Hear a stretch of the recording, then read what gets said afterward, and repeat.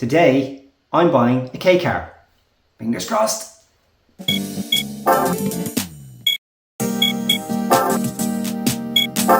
If you watched this channel before, you'll know that I tend to have a classic car here in the garage and a different car, a daily driver, on the driveway. And my last combination for that was a Honda Beat and a Honda Jazz. I had modified the Honda Beat and kind of played about with it for as much as I wanted to, so I thought it was time to move it on, and actually decided to sell both cars and replace them both with one kind of daily driver, which is this lovely Suzuki Swift Sport. And while it is a great car, I just have to hunger for another project. You can't really do too much to your daily drivers here in Ireland as far as insurance, but it's much easier to modify classic cars. So today I am on the hunt for a classic car. I'm going to take a trip up to Donegal and hopefully buy a car that I've always wanted to buy. I first discovered this car in Gran Turismo 2, so hopefully it all goes to plan.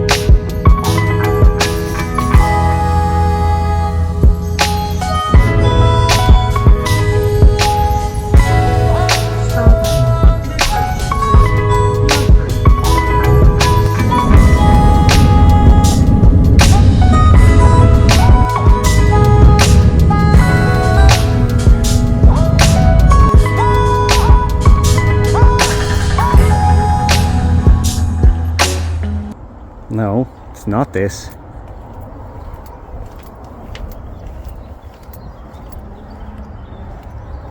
It's this little beauty.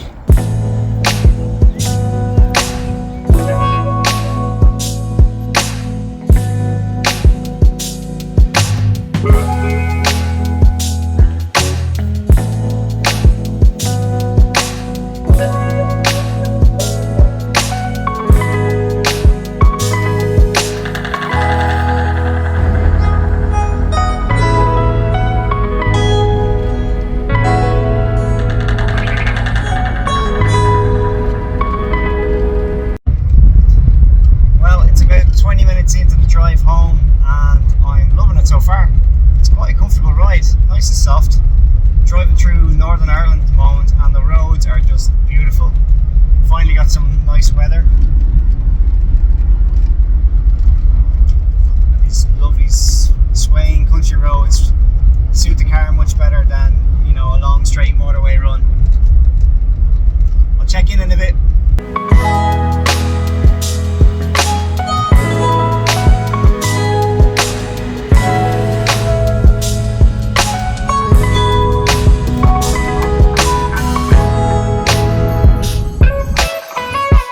So I made it home in one piece. It was about 250 kilometers, so a nice long spin for the maiden voyage in this car, and it was really enjoyable. The suspension, well, everything on the car is completely stock. I'll show you around it later on, but it's all standard, so very comfortable, soft ride, fine on the motorway. Obviously a bit rattly and noisy and all those things you'd expect from a K car, but overall very happy with the purchase. There are some areas that will need attention, and that's perfectly fine. So overall, so far, it's a win. So time for a little tour around my latest purchase. So generally speaking, this thing is in great condition for its age. But what's really amazing about it, I find, is that it's completely standard. And when I say completely standard, I mean I can't find any modifications whatsoever on this car, which is very unusual for a Japanese import that's like 31 years old. As you can see, it's still running the stock 13-inch wheels. The interior is completely standard. Standard seats, even the standard stereo, which is crazy. That Add Zest one was a factory upgrade, which I have the paperwork for. Standard steering wheel. Not lowered or modified at all. Even the exhaust is the double P shooter. These spoilers are standard on the RSR 4-wheel drive model.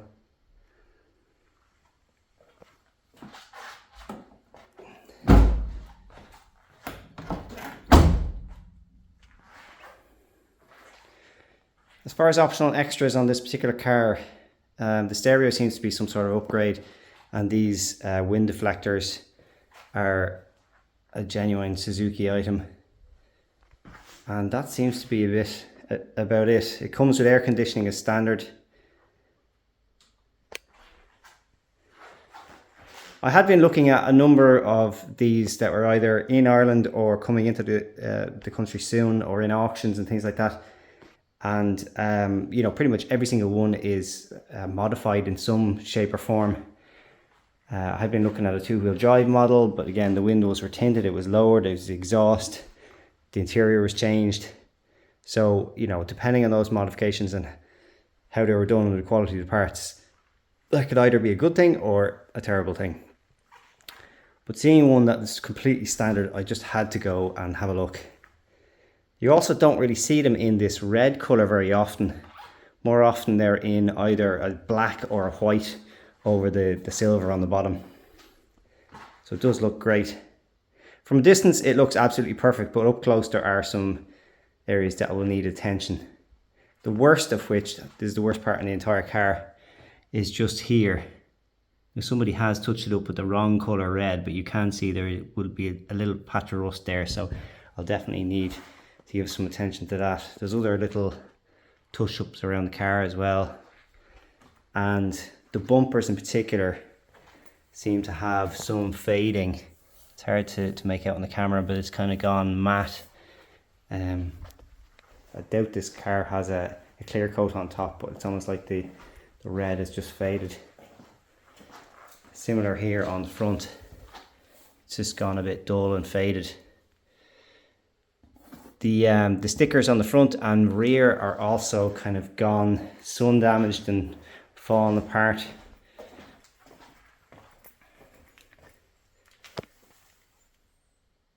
I don't know whether I should leave them like this and kind of save the patina of the car, or whether I should, you know, replace them. I'm sure it'd be fairly easy to replicate them or get a new set. These cool badges on the sides are in great condition though, which I absolutely love. To those who really appreciate performance, keep on moving. Yeah, this car is all about fun.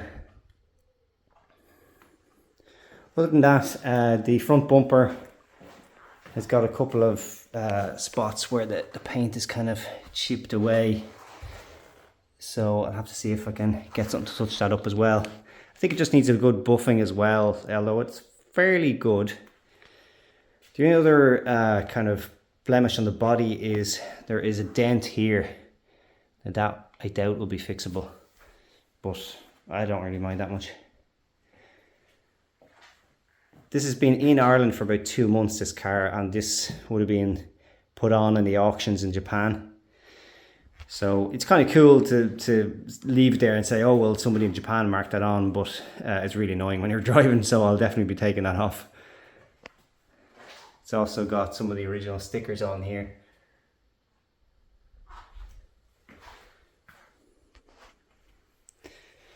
Let me step into the interior. Before I do though, have a look at these wheels. The tires are, you know, I expected most kind of older Japanese cars when they come, they're imported, they've been sitting for a while and the tires are generally very old and very cracked. But these ones seem to be in fantastic condition. I must check the dates on them, but they look very new.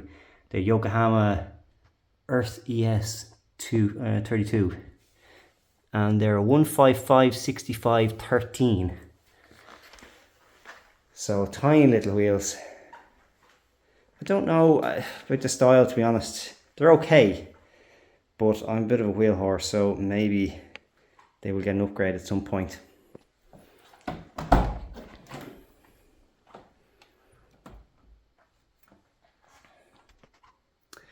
On the interior, there is this very cool looking wheel. It does need a little bit of attention. You can take off this kind of center plastic section. Some people do that because it's kind of a metal, more traditional, Nardi or Momo style behind it. But there's these little clips that hold them in, and 2 of them are missing here. So I might see if I can replicate them or maybe take it off, I'm not sure. But again, the logo is on the horn button there, which is pretty cool. Gear stick is standard. Just put in my phone holder here for the trip back. Floor mats are standard. These, I presume, are the ones from new. You can't really make it out here, but on this side you can see they're the Suzuki ones. So I think I'll probably leave them in place, to be honest. Let's take my coat out here.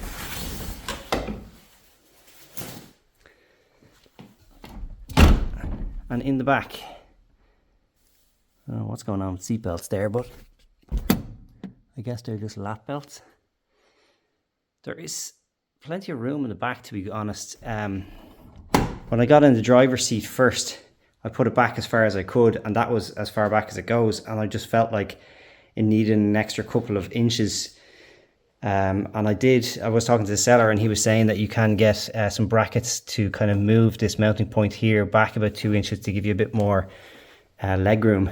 But after driving it home then for about 3.5–4 hours, it wasn't too bad, to be honest. So I'm not going to be jumping out and doing that straight away.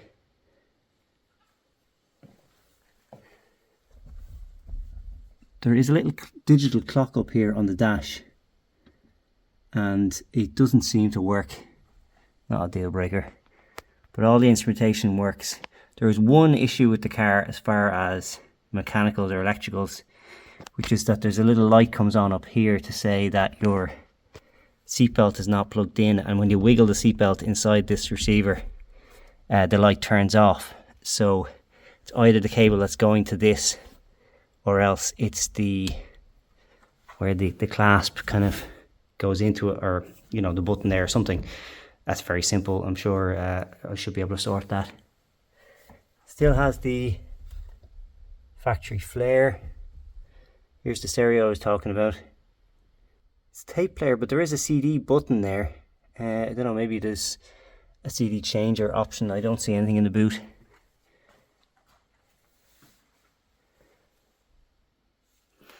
The 5-speed manual gearbox on this is much tighter and easier to use than what's on the Daihatsu Mira Avanzato TRXX that I had previously. You can see that in my previous videos if you're interested, but I did change the bushings and everything on that Daihatsu, and it just didn't improve it at all. I wouldn't say this is perfect, but it's much better. It doesn't have that weird H pattern that the Daihatsu had as well, so you just don't miss shift in it. Oh, actually, I'll open everything. So all of the options are down here for the rear boot, the petrol release, and the bonnet.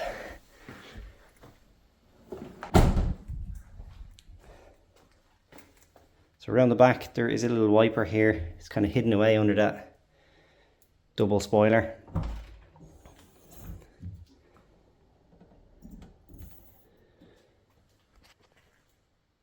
It's a usable kind of a space. Obviously you can fold down the seats, and under here there is a spare wheel, which is very handy. Your jack and toolkits there, absolutely nothing missing out of the toolkit. It's extremely clean back here. The whole car just has this vibe of being looked after.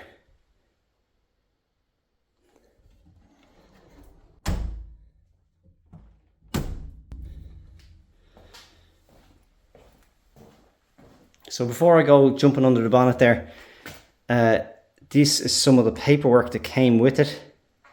So there are some there's some evidence of history in here of services and various things and like that. But there's this really cool owner's manual I have to show you. The drawings in here are just really cool.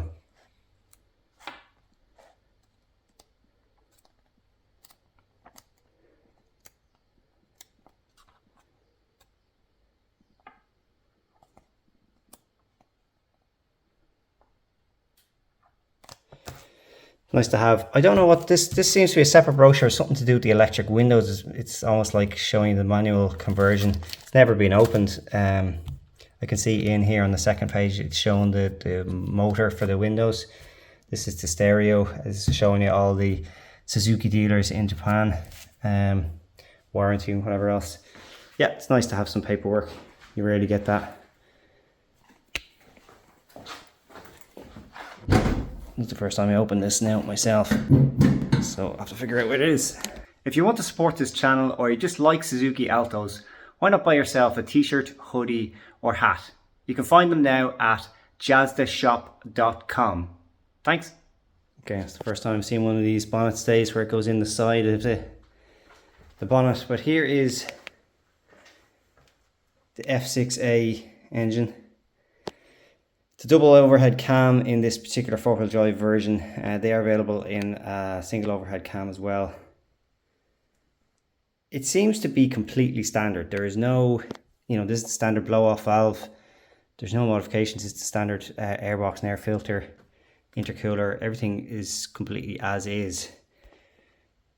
But the way this thing pulls is unreal. It just has a huge amount of torque. I guess it's all down to the weight of it being, around 650 kilos or in that region. 64 horsepower, yeah, but a load of torque. It just takes off. It's great. Before getting this car, I was thinking, oh yeah, what can I do to kind of modify it and how much power can you get out of these? But I definitely don't think I'll be doing that straight away. Maybe down the road, but for the moment it is a ball of fun. There's new battery after being put in since it came into Ireland, and apparently new spark plugs, which are incredibly expensive, but hopefully there'll be long life ones. The cam belt has been done, but it's a long time ago.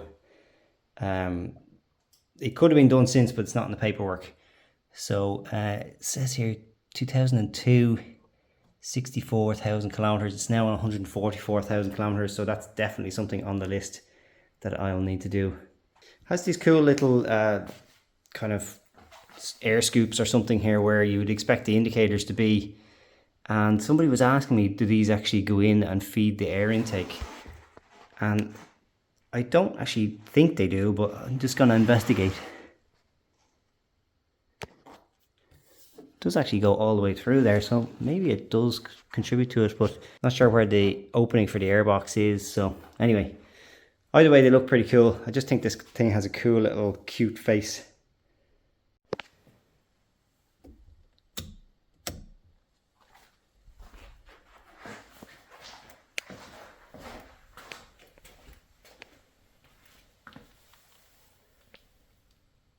Very cool. Fog lights are a nice addition, to be honest. They make the whole front end have a bit more character.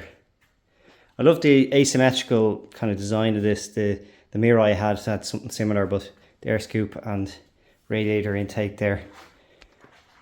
Very cool. So these are the keys to my Suzuki Swift Sport on the left, obviously. And on the right, it only came with one key for this Alto, and it says Fucky on it. So I will have to get a second key cut for that at least. So there it is, my new project. Suzuki Alto Works. 4-wheel drive. Turbo. Sweet.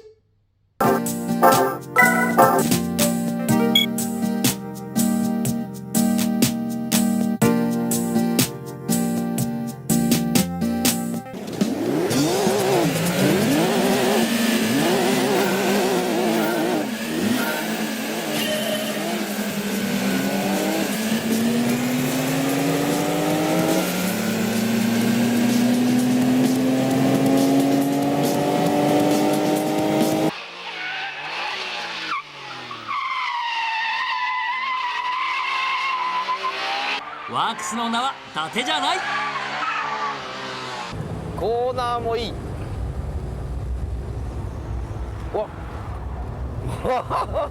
危ねえ危ねえ危ねえ。バカな乗り方相変わらずしてやんなこいつは。次に同じエンジンのワークス RSX で FF 対 FR を対決。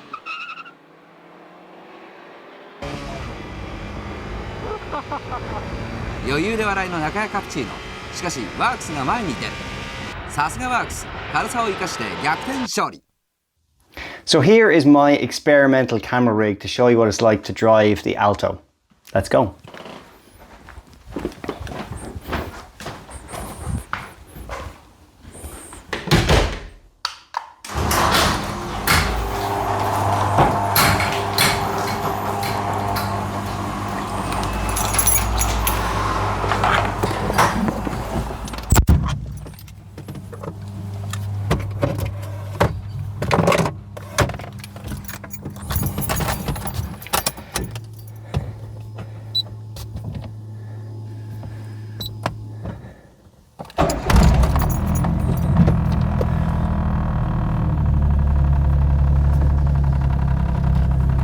Lots of rattles.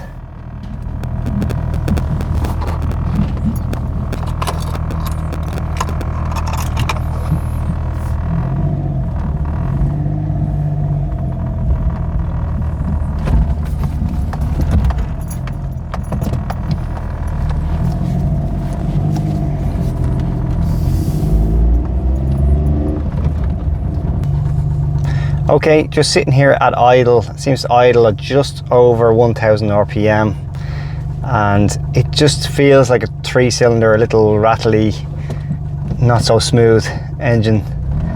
Much happier when it has a lot of revs on it.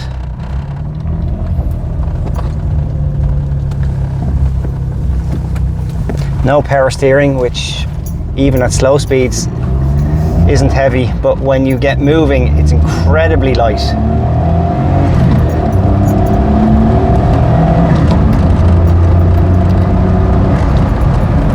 I still haven't solved that problem with the seatbelt sensor. If I wiggle it about, you can see it turns on and off.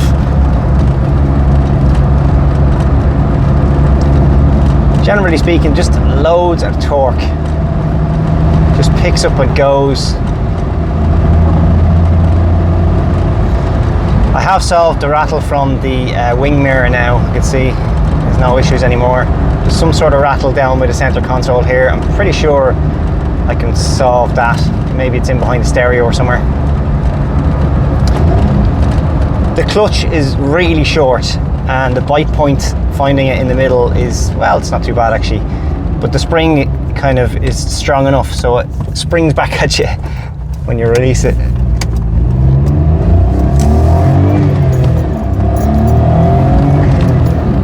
There does seem to be some sort of stock kind of blow off valve, a recirculating valve, and you can hear it blowing a little bit in between gears, which is a bit of crack.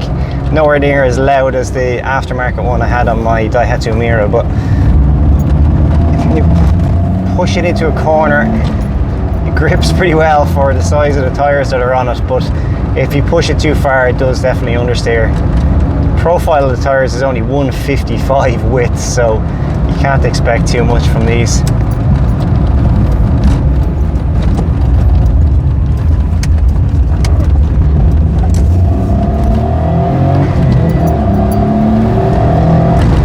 This is my bumpy road test track, and definitely having the standard suspension is helping here.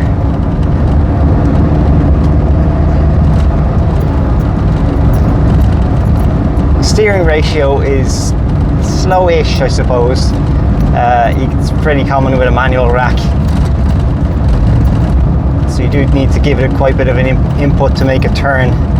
The profile of the tyres is also pretty tall. They're 65, so they're 155, 65, 13. So they do have a bit of give in it, and you can feel that when you make that initial turn in, it kind of almost moves on the tyre before it grips up. But very comfortable. These seats are a bit boring looking, to be honest, compared to some of the other K car seats, but they are comfy. The seat doesn't go back very far. I have this right as far back as it can go, and when I first got in the car I just was like, well, I'll have to try and get some sort of aftermarket rails or something to move it back a couple of inches. But after driving it, 3.5-4 hours home the other day, it's not too bad. You get used to it. It's more of an upright driving position. Obviously it's nothing near a Honda Beat or something like that, which is much more kind of relaxed with your feet straight out.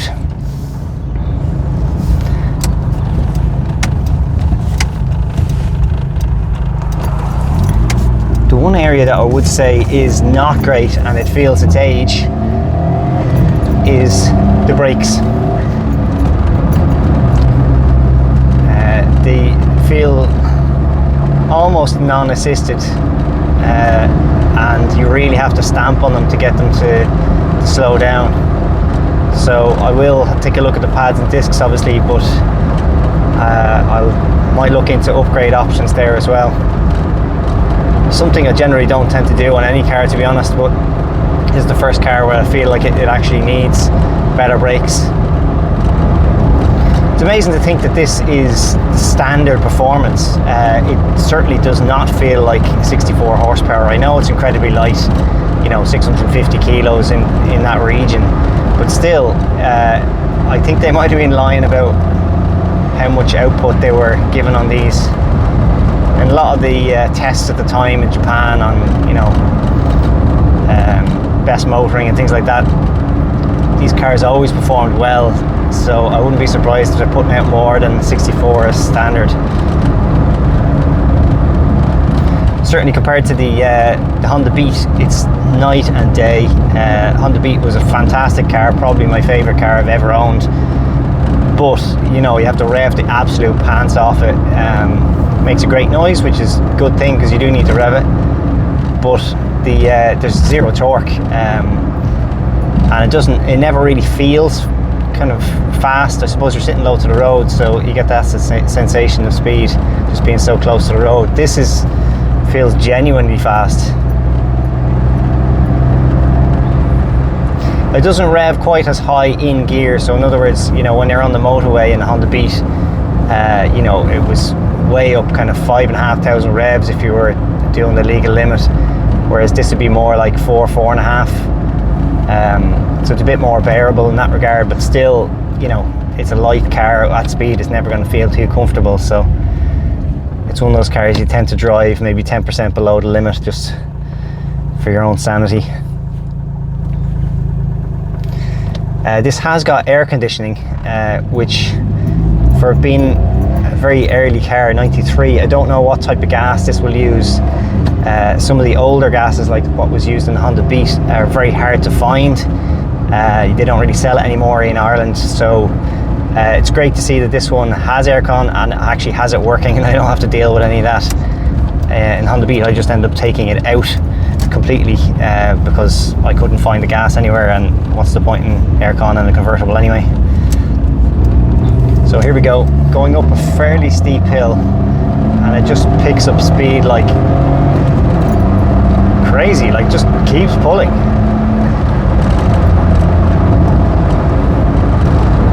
So definitely very happy with the performance of this. I won't be touching kind of modifying the performance or ECU or intercoolers or anything like that for the moment. I'll just enjoy it as is. I might make some interior changes, suspension, brakes, things like that first. One of the other small items on the list is, I don't know, is this in a hot climate or in a hot part of Japan, but all of the plastics and all that are gone incredibly stiff, so it's hard to move some of these vents. You kind of feel like you're about to break them, and you can see that they have broken in a couple of spots.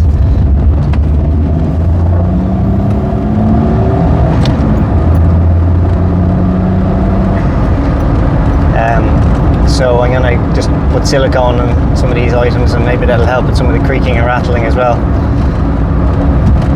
Another item people are always real curious about is the rev counter. Yes, it does rev to, show here on the dial to 12,000 revs. They don't rev that high.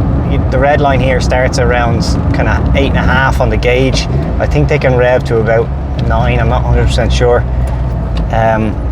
But the turbos run out of steam at that point, so you're better off just grabbing a gear and kind of moving to the next one.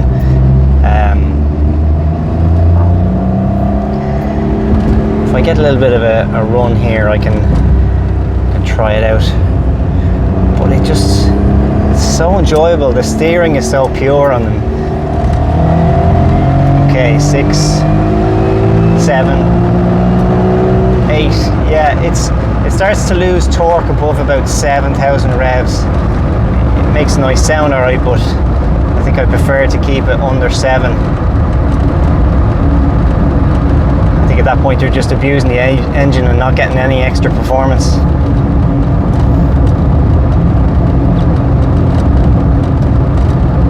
But this is a little tiny turbo, so it starts spooling very, very early. Generally speaking though, I have had a car with this engine before, the Suzuki Cappuccino many years ago, and they prefer to live at high revs. They don't really like to be driven like say between 1 and 2,000 revs. They want to be at least 2 and over to kind of feel a bit smoother.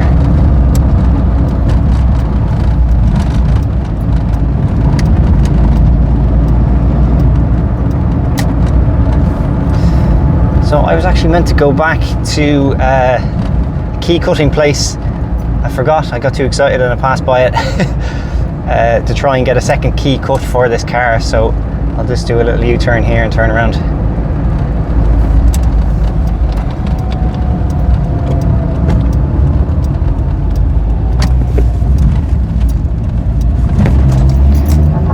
Again, speed bumps are fairly okay because of the stock suspension. What is the turning circle like? Not bad. Not bad.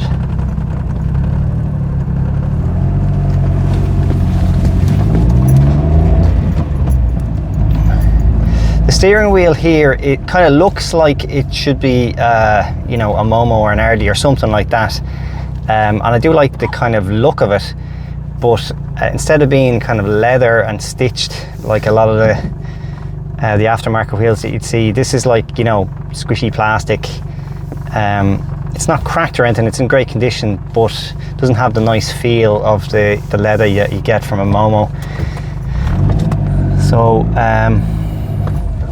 I could change it, probably won't.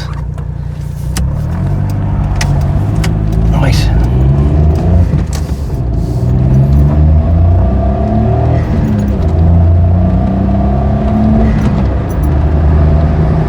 I don't know if you can hear that little recirculating valve going off every time you lift off the accelerator, but it's a cool little noise.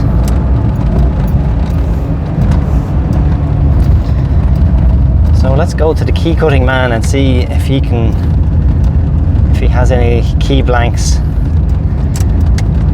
from these little Japanese cars. I really don't know if he will or not. I might have to order a blank from Yahoo Japan or something like that.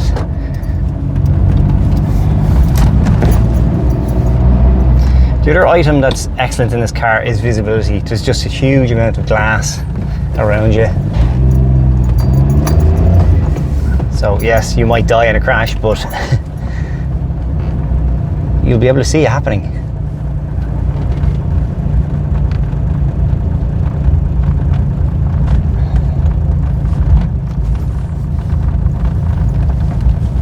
All right. Wish me luck.